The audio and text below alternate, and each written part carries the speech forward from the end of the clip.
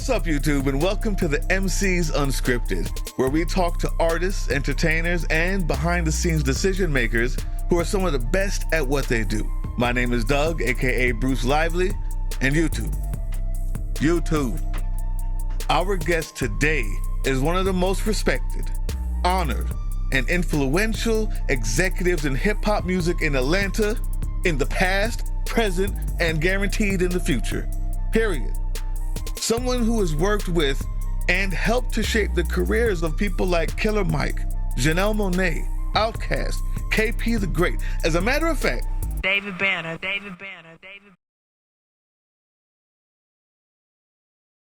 To the next one here, I want to know, let's get into some of these artists that you've worked with. All right. As an executive, you move over to Purple Ribbon.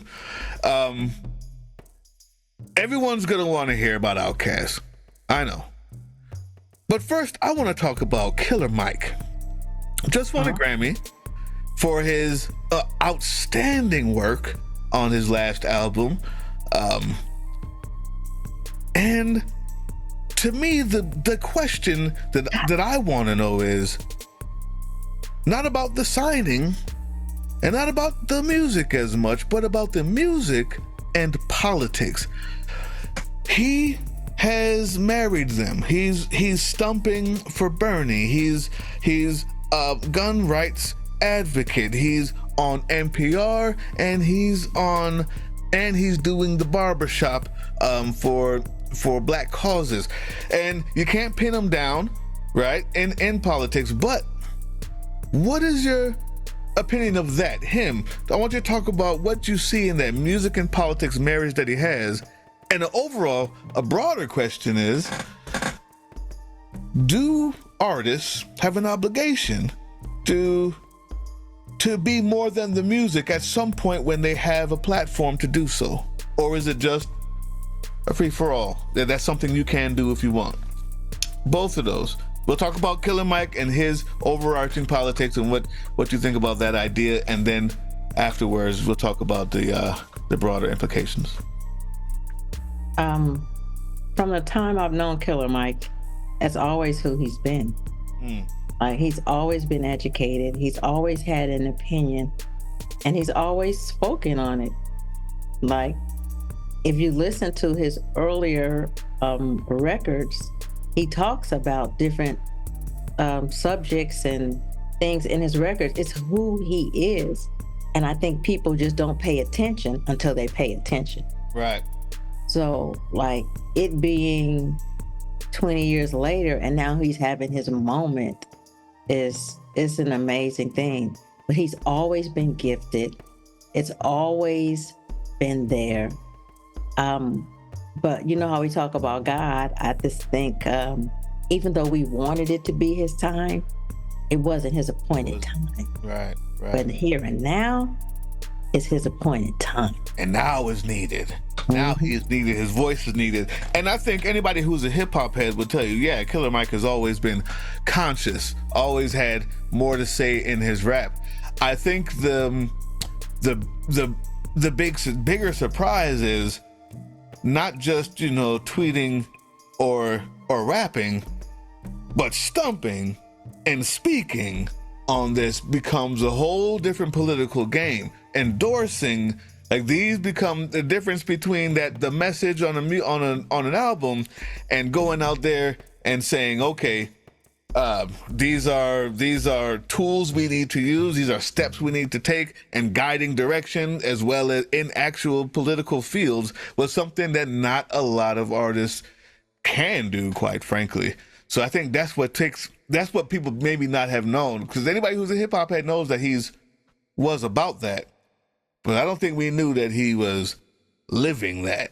Right? Man. Willing to be out there. The music tells the story. You have to listen. Killer's drama is similar to Osama.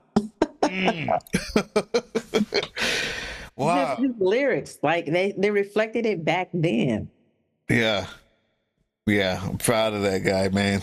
I hope to be able to interview him one day too. We'd have a lot to talk about. Yeah, man. Okay, He's one of the ones I'm proud of.